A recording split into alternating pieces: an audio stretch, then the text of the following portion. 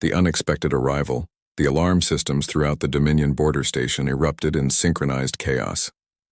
Commander Zelther's 4 eyes snapped open as the emergency lights bathed his command chamber in pulsing crimson. For 300 cycles he had monitored this sector of space, the absolute edge of the Galactic Dominion's territory. Nothing ever happened here. The border was sacred, marked by ancient warning beacons that broadcast in every known language. Cross this line and face the wrath of 10,000 civilizations united under one banner.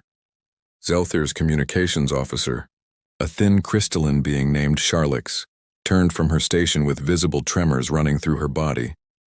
The tremors were a bad sign. Charlix had served in 3 wars and survived encounters with the savage Krell raiders. Whatever had triggered the alarms was serious enough to frighten a combat veteran. "Commander, we have an unidentified vessel," Charlix announced, her voice fracturing like breaking glass. "It crossed the boundary marker 7 minutes ago. The ship ignored all our warning broadcasts. It's still approaching at steady velocity." Zelther rose from his rest platform, his massive frame towering over the other crew members. He was Valdrin, a species known throughout the galaxy for their intimidating presence and unwavering dedication to protocol. His kind had enforced Dominion law for millennia. They were the iron fist that kept order among the stars. "Show me," he commanded. The main display screen flickered to life, showing a vessel that made Zelther pause. The ship was crude by Dominion standards, its hull composed of welded metal plates rather than the elegant energy-matter hybrids used by advanced civilizations. Primitive chemical thrusters pushed it forward, leaving trails of ionized particles. The design was blocky and utilitarian, with no consideration for aesthetic beauty or energy efficiency. This was the work of a young species, probably no more than a few centuries into their space age. "Analysis," Zelther demanded. The station's artificial intelligence responded immediately. "Vessel classification unknown.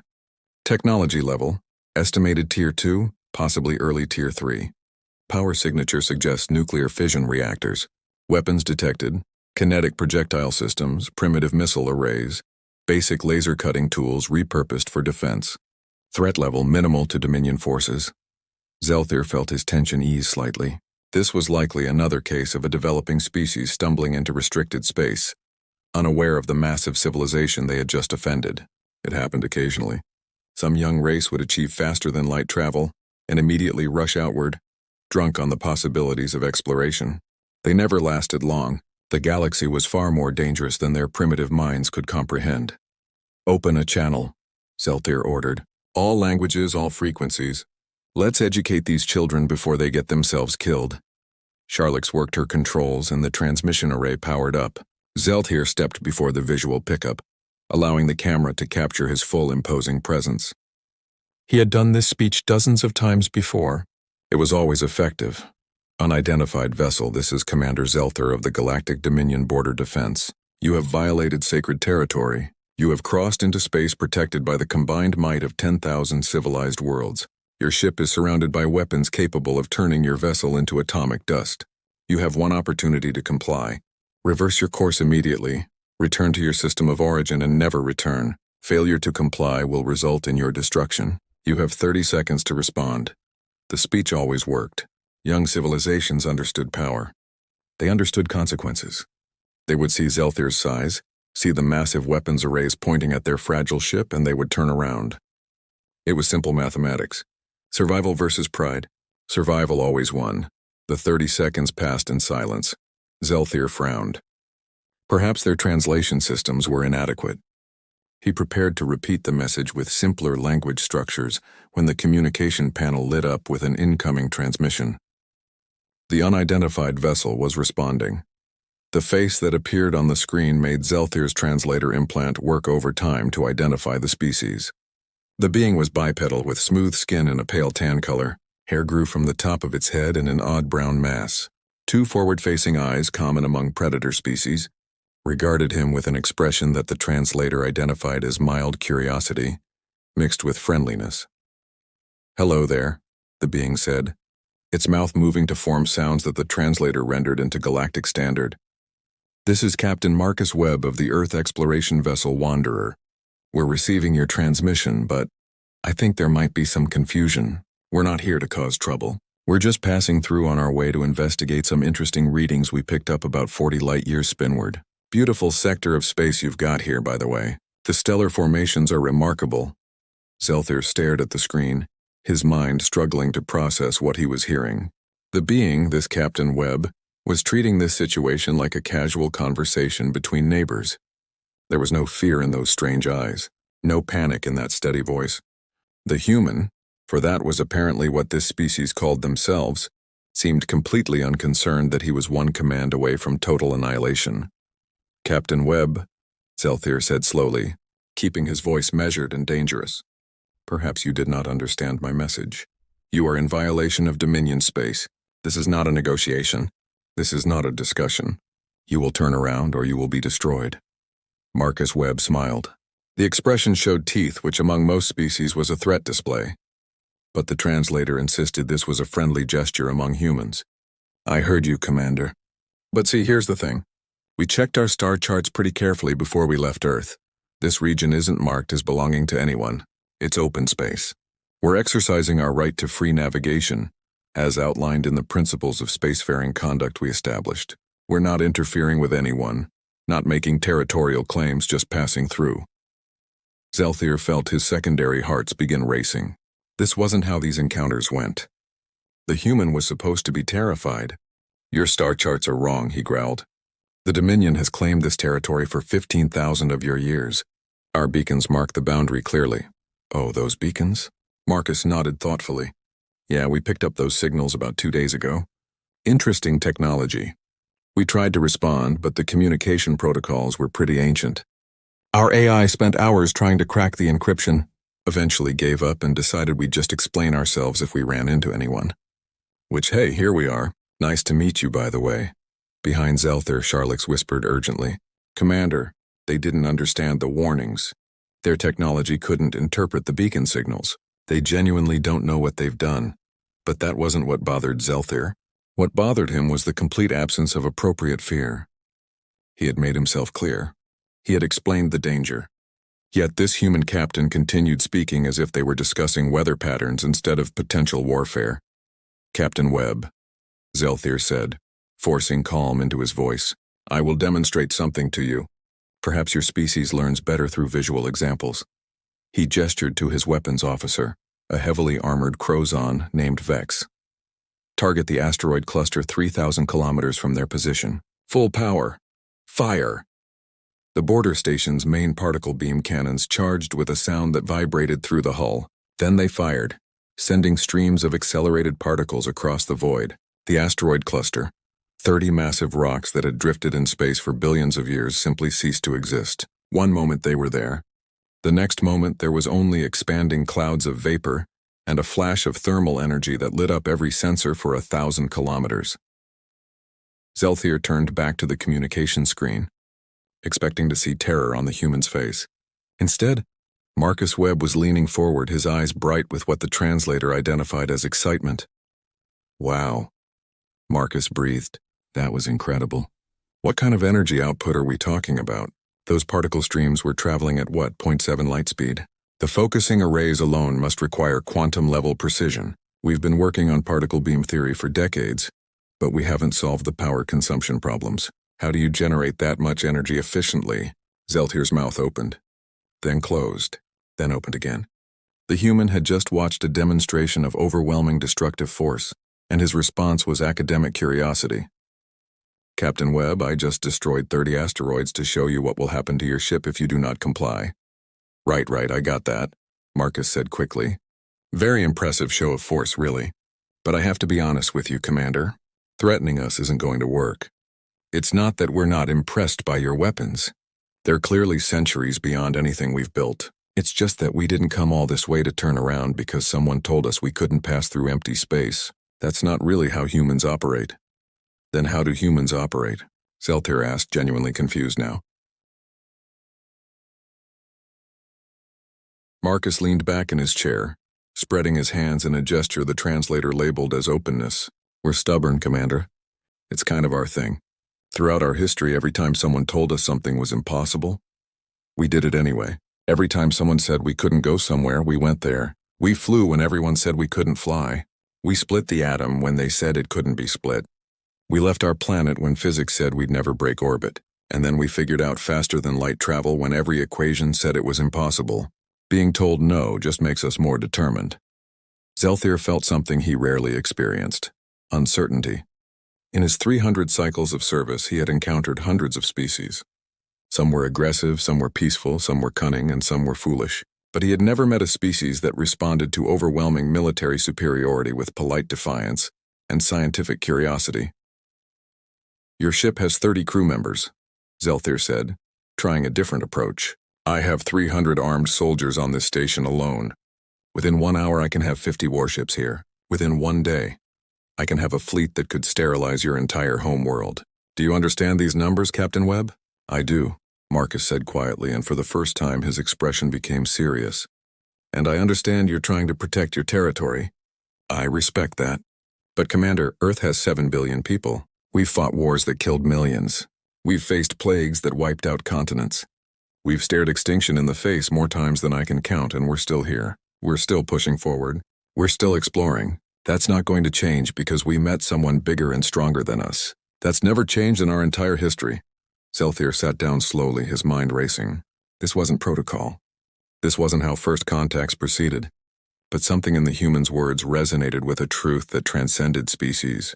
These humans were either incredibly brave or incredibly foolish, and Zelthir wasn't sure which. "What do you propose?" he finally asked, surprising himself with the question. Marcus smiled again. "We keep going. You watch us pass through. Nobody gets hurt, nobody starts a war. In a few days we'll be out of your territory and investigating our stellar phenomena. Then we'll head home with data about beautiful space formations and stories about meeting the Galactic Dominion." "Everyone wins." "Absolutely not," Zelthir said immediately. "The law is clear. No unauthorized vessels in Dominion space." "Then authorize us," Marcus suggested. "Give us a temporary pass. Isn't that better than starting an interstellar incident over what amounts to a misunderstanding?" Before Zelthir could respond, Sharlix interrupted urgently. "Commander, I'm detecting multiple jump signatures. 7 Krell Raider ships just entered the sector. They're heading directly for our position." Zelthir's blood went cold. The Krell were savage pirates who attacked anything they encountered. They were one of the few species in the galaxy that the Dominion couldn't fully control, constantly raiding border regions and fleeing before major forces could respond. And now they were here, attracted by the energy signatures from the weapon demonstration. "Battle stations," Zelthir commanded. "All personnel to combat positions." On the communication screen, Marcus Webb was consulting with someone off camera. Then he looked back at Zelthir. "Commander, our sensors just picked up those ships too." "We're reading weapons charging. I think they're targeting both of us." "This is not your concern, human," Zelthir said. "You should flee while you can. Your ship is no match for Krell Raiders." Marcus's expression shifted into something that the translator struggled to identify. It was determination mixed with something else. Something fierce. "With respect, Commander, we don't abandon people who are about to be attacked. Even if those people were threatening us a few minutes ago. If you're about to fight, we're going to help." "Your weapons are primitive," Zelthir protested. "Maybe," Marcus agreed. "But primitive weapons still hurt. And we've got a few tricks that might surprise you. Besides, after that weapons demonstration, we owe you one. Let's call this a gesture of good faith." The Krell ships were accelerating now, spreading into attack formation. Zelthir had seconds to make a decision. He could order the humans to flee, but something told him they wouldn't listen. These strange, stubborn beings from Earth had wandered into the Empire's territory and refused to be intimidated. Perhaps it was time to see if their courage was matched by competence. "Very well, Captain Webb," Zelthir said. "Welcome to the Galactic Dominion. Try not to get killed in the next few minutes." Marcus grinned. "Commander, we've been trying not to get killed since we climbed down from the trees. We're pretty good at it by now." The battle was about to begin, and Zelthir realized that everything he thought he knew about humanity was about to be tested.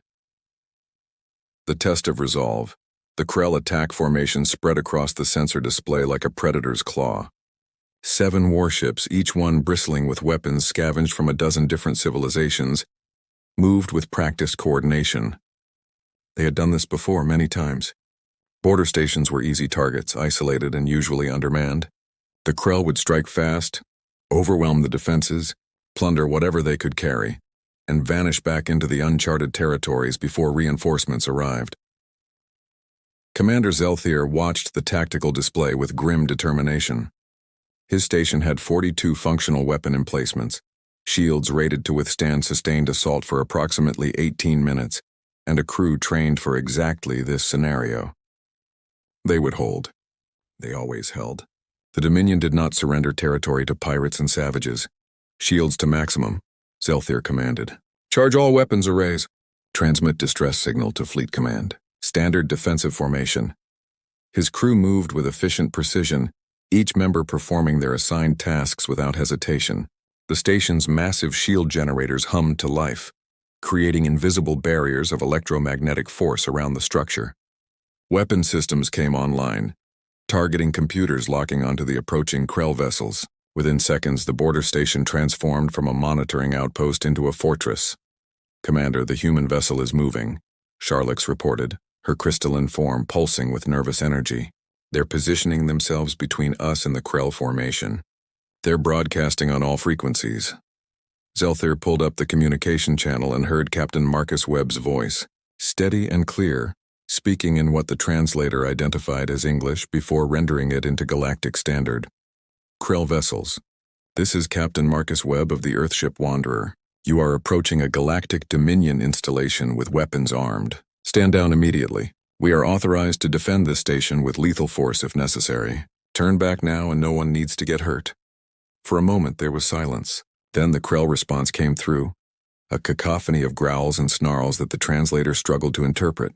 The meaning was clear enough even without perfect translation. The Krell were laughing. One of the Krell commanders, a scarred veteran named Krax, judging by the ship identification tags, spoke in broken Galactic Standard. Little prey ship thinks it can stop Krell. You die first. Then we take Dominion Station. Then we take your ship pieces as trophies. Zelthier activated the direct channel to the Wanderer. Captain Webb, you should withdraw. The Krell do not negotiate. They do not show mercy. Your ship is a fraction of their size. Marcus's face appeared on the screen again, and Zelthier noticed something different in the human's expression. The friendly curiosity was gone, replaced by cold calculation. Commander, I appreciate the concern, but we've dealt with bullies before. Besides, your station has families on board, right? Civilians? We're not leaving. How did you know about the civilians? Zelthier asked, surprised. We scanned your station's life signs when we first arrived, Marcus admitted. Standard procedure. We counted 317 individuals, including 62, that match the biological profiles of juveniles based on size and metabolic rates. That means children, Commander. So yeah, we're staying. Before Zelthier could respond, the Krell opened fire. Plasma bolts and kinetic projectiles streaked across the void, targeting both the station and the human vessel. The border station's shields flared brilliant blue as they absorbed the impacts, energy dissipating across the defensive field in cascading waves. The attack was heavy but manageable. For now. The Wanderer, however, didn't have shields. The human ship maneuvered with surprising agility, its primitive thrusters firing in complex sequences that sent it twisting through space. Krell weapons fire passed through empty space where the ship had been moments before. The Wanderer was small and fast, using its size as an advantage, dodging between plasma bolts like a dancer avoiding raindrops. Return fire, Zelthier commanded. His weapons officers unleashed the station's particle beam cannons, the same weapons that had vaporized asteroids minutes earlier. 2 Krell ships took direct hits, their shields buckling under the assault. But the Krell were experienced raiders. They scattered their formation, making themselves harder targets while maintaining constant fire on the station. Then the Wanderer fired its weapons, and Zelthier understood why Marcus had been confident. The human ship's kinetic cannons might have been primitive, but they fired with devastating speed. Thousands of projectiles per minute, each one a small piece of dense metal accelerated to incredible velocities. The Krell shields, designed to deflect energy weapons, were less effective against solid matter. Holes appeared in their defensive screens, and human projectiles punched through armor plating. Impressive, Vex, the Crozon weapons officer, muttered. They're using volume of fire to overwhelm shield recharge rates. Crude but effective. 1 Krell ship damaged by the human attack veered away from the formation. The other 6 intensified their assault, focusing on the Wanderer, now that they recognized it as a threat. Plasma fire surrounded the human vessel, and Zelthyr watched in horror as several bolts struck the ship's hull. Metal vaporized. Sections of the outer plating peeled away. Atmosphere vented into space from ruptured compartments. "Wanderer, report status," Zelthyr demanded. Marcus's image flickered on the screen, and Zelthyr could see smoke in the background. Alarms were blaring on the human bridge. "We've taken damage to decks 3 and 4. No casualties yet, but our hull integrity is at 70%. We've sealed the breached sections. Still in the fight, Commander? Withdraw to the protection of our shields," Zelthyr ordered. "You've done enough." "Negative," Marcus replied. "We're more effective out here. The Krell keep focusing on us because we're annoying them. That gives your station time to pick them off. It's basic pack hunting tactics, Commander. One member distracts the prey while the others move in for the kill. Except in this case, we're not the prey." Zelthyr realized the human was right. The Krell, enraged by the persistent attacks from the small Earth vessel, were making tactical mistakes. They were bunching together, trying to bring overwhelming fire on the Wanderer, which made them vulnerable to the station's heavy weapons. Zelthyr's gunners exploited every opening, and another Krell ship exploded in a ball of plasma as its reactor was breached. 5 Krell ships remained, but they were adapting. Their formation spread wider, forcing the station to divide its fire. The leader, Krax, opened a channel. "Dominion Station, you fight well. But you will fall. We have reinforcements coming. 12 more ships. You cannot win." Charlix checked her sensors frantically. "Commander, he's telling the truth. I'm detecting multiple jump signatures. More Krell vessels entering the sector." Zelthyr felt his confidence waver. Against 7 ships, they had a chance. Against 19, the mathematics of warfare became stark and unforgiving. The station would fall. The civilians would die, and there was nothing he could do about it except die fighting. "Fleet Command?" he asked quietly. Reinforcements estimated arrival time. 47 minutes. Charlix responded, her voice cracking with despair. They didn't have 47 minutes. They had maybe 10 before they were overwhelmed. Zelthyr prepared to give the order to evacuate the civilians, knowing most wouldn't make it to the escape pods before the Krell broke through their defenses. Then Marcus Webb's voice cut through the command channel. "Commander Zelthyr, I have a suggestion. It's risky, it's probably crazy, but it might work." "I'm listening, Captain." "The Krell reinforcements are jumping in from deeper space, right? That means they're using a standard jump corridor. They'll emerge in a predictable location." Marcus paused. "What if we give them a surprise when they arrive?" "What kind of surprise?" Zelthyr asked, though he suspected he knew what the human was thinking. "The Wanderer's reactor can be overloaded," Marcus explained calmly, as if he wasn't proposing his own death. "We set it to go critical, position the ship at their jump point, and when they emerge from faster than light, they'll find themselves in the middle of a nuclear explosion. It won't destroy all of them, but it'll damage their formation. Maybe take out a few ships. Give you enough breathing room to hold until your reinforcements arrive. That would mean sacrificing your vessel and crew," Zelthyr said slowly. "Not necessarily," Marcus replied, and Zelthyr heard something in the human's voice that sounded almost like excitement. "We've got escape pods. They're basic, but they'll get us clear of the blast radius. We set the reactor, launch the pods toward your station, and let physics do the rest. It's not perfect, but it's better than sitting here waiting to die."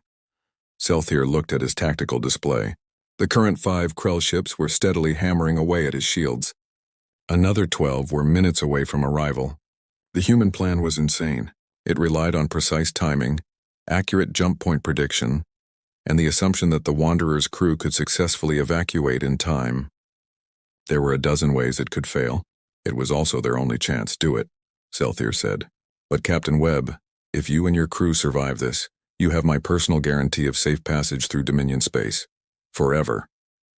Marcus grinned despite the chaos visible behind him. "We'll hold you to that, Commander.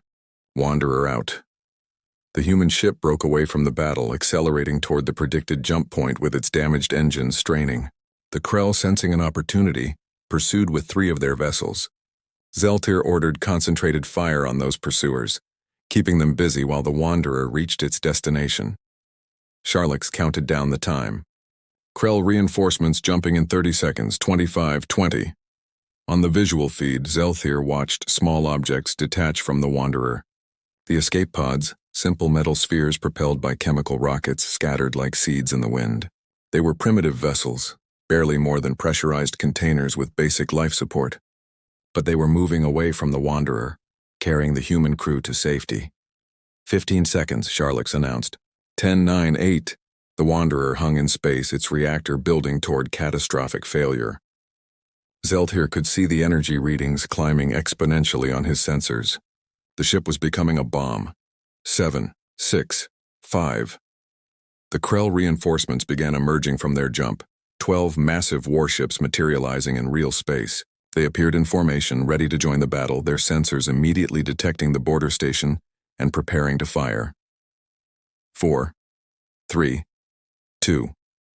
The Wanderer's reactor went critical. The explosion was not like the clean particle beam demonstration Zeltir had performed earlier. This was raw primal destruction, nuclear fusion unleashed in an instant, turning the human ship into a miniature star.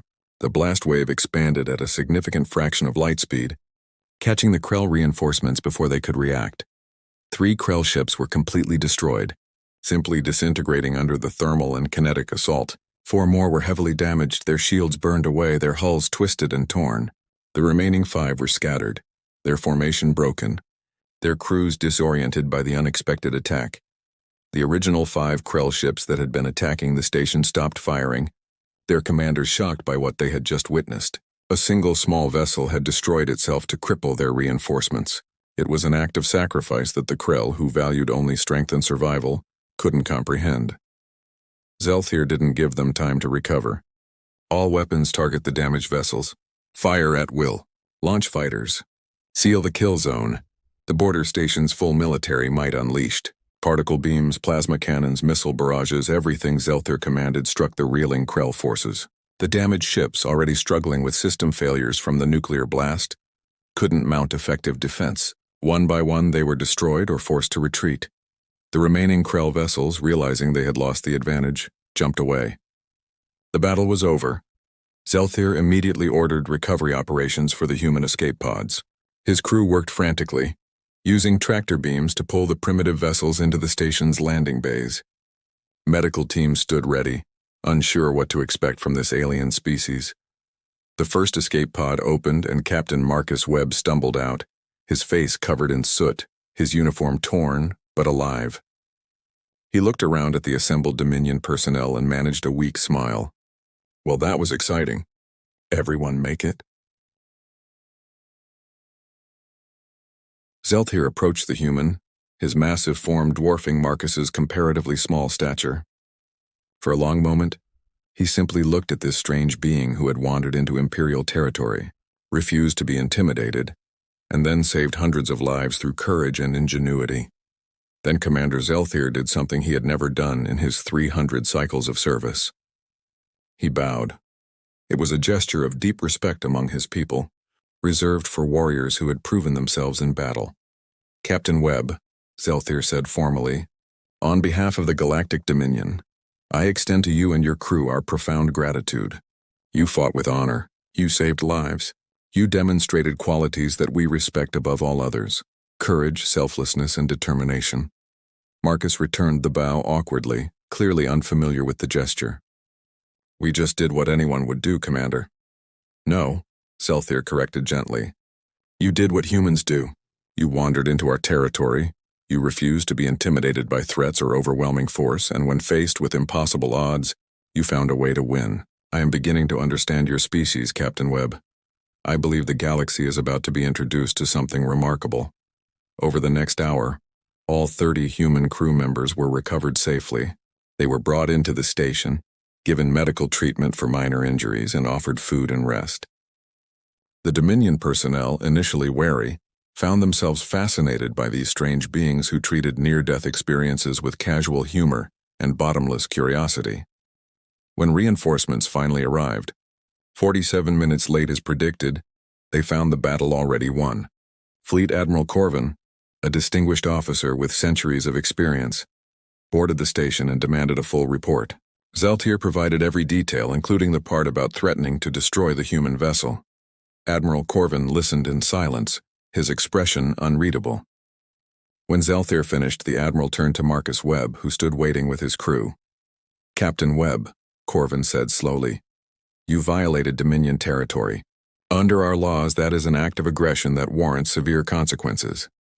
Marcus stood straight, meeting the Admiral's gaze without flinching. Yes, sir, we did. We didn't mean any harm, but I understand that ignorance isn't an excuse. If there are consequences, my crew and I will face them. Corvin's stern expression suddenly broke into something that might have been a smile. The consequence, Captain, is that you and your crew are hereby granted honorary citizenship in the Galactic Dominion. You are welcome in our space anytime, anywhere. Furthermore, I am recommending to the High Council that formal diplomatic relations be established with Earth immediately. Any species capable of producing individuals like you deserves a place among the civilized worlds. Marcus blinked in surprise. Thank you, Admiral. That's very generous. Generous? Corvin laughed, a deep rumbling sound. Captain, you wandered into our territory, faced down Commander Zelther without fear, fought beside us against a superior enemy force, and sacrificed your ship to save people you'd never met. That's not someone we want as an enemy. That's someone we want as an ally. In the days that followed, the story of the human crew who refused to be intimidated spread throughout the Dominion. It became a tale told in academies and military training centers, an example of courage and ingenuity that transcended species and culture. Diplomatic envoys were sent to Earth, and the first official contact between humanity and the Galactic Dominion was established. Captain Marcus Webb and his crew returned to Earth as heroes, bringing with them technology, knowledge, and, most importantly, proof that humanity was not alone in the universe. The Wanderer was gone, sacrificed in the cold void between stars, but what it represented, human determination, curiosity, and refusal to back down in the face of the impossible, would echo across the galaxy for generations to come. And in his private quarters on the border station, Commander Zelther kept a small piece of debris recovered from the Wanderer's explosion. It was a twisted fragment of metal with part of the ship's name still visible. He kept it as a reminder that sometimes the most dangerous beings in the universe weren't the ones with the biggest weapons or the most advanced technology. Sometimes they were the ones who simply refused to be intimidated, who wandered into places they weren't supposed to be, and who faced overwhelming odds with nothing but courage and a stubborn refusal to give up. The galaxy had just met humanity, and nothing would ever be quite the same again.